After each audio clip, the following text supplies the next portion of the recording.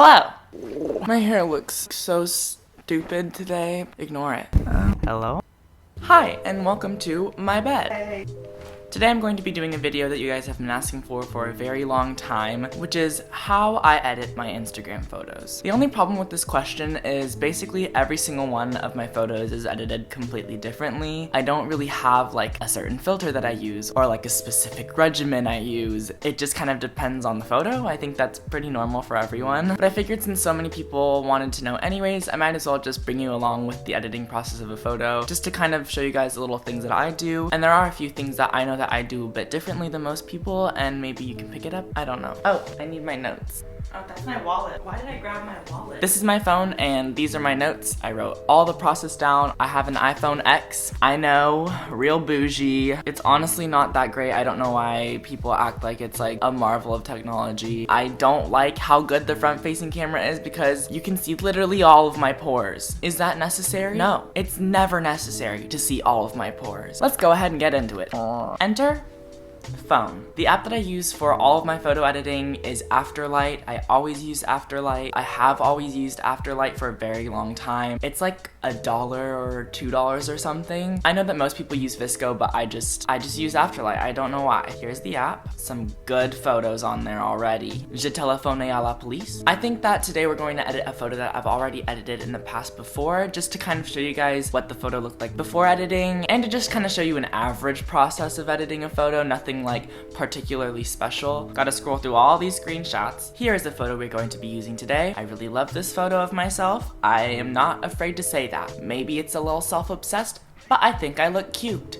Fight me. This is actually a screenshot of a video that I took, and you can tell that like the colors are pretty muted and gray, and I don't like that. I basically go for the exact opposite of that. First thing I do is lighting. So I click onto this little area. First, exposure. I really don't like to overexpose photos. I just don't really think it looks that good. The second that you like can't tell the texture of someone's skin, I just don't think it looks good for me. So just like raise the exposure by a tiny bit. Don't overexpose. Got a Snapchat. So popular. Next thing I do is I mess around with the highlights and shadows. Click on highlights, and I almost always turn the highlights down. What this does is basically takes the highlights from being really dimensional and kind of flattens them so that the whole image has a very similar brightness level. It basically just flattens the image out. I really like when photos look old and look like they were taken on bad cameras. It's just a thing I like. Bam, bam, bam, bam, bam, bam, bam, bam. Next thing I always do is raise the shadows. This kind of mutes the shadows in a way. I really like that whole muted effect. You know how on some editing apps they have that like fade tool? This is basically fading the photo, but in like a cleaner and more customizable way, just in case I want to like make it have a little bit more contrast or not. I don't want to raise the shadows too much to where you can't even tell like what my hair looks like, or you can't even tell what's in the shadows, but I do like to raise them a bit. Next is the biggest step, which is color. I mess around with color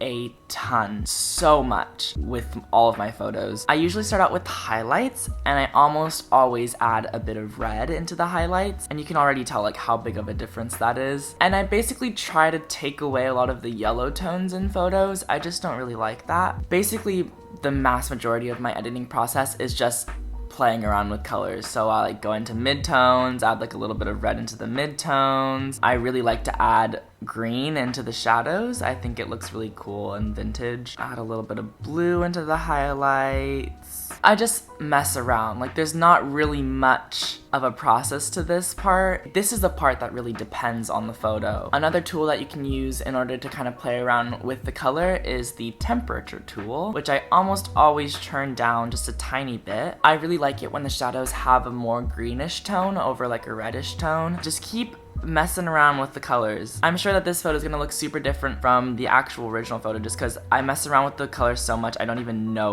just don't even know. But in general, I will say I almost always put red in the highlights and blue/green in the shadows. That's pretty basic for me. Next thing I almost always do is raise the saturation. I honestly raise the saturation pretty high. I really like super vibrant photos. After raising the saturation, I usually go back and mess around with the color a little bit more just so that I make sure I don't have like too yellowish, orangish colors, because saturation usually does raise that kind of like orange color a lot. Ooh, she's really orange right now. I need to I need to fix this. Big difference, pretty big difference. I think I'm done messing around with the colors now. I think that this looks good. I don't know if it looks exactly like the other photo, but I'm pretty satisfied with this. Very last step in my editing process is blurring. First thing I do is add a tiny bit of grain. I don't add too much grain right now. I just add enough to where it lightens the shadows a bit and adds a little bit of texture. And then I go onto the sharpening tool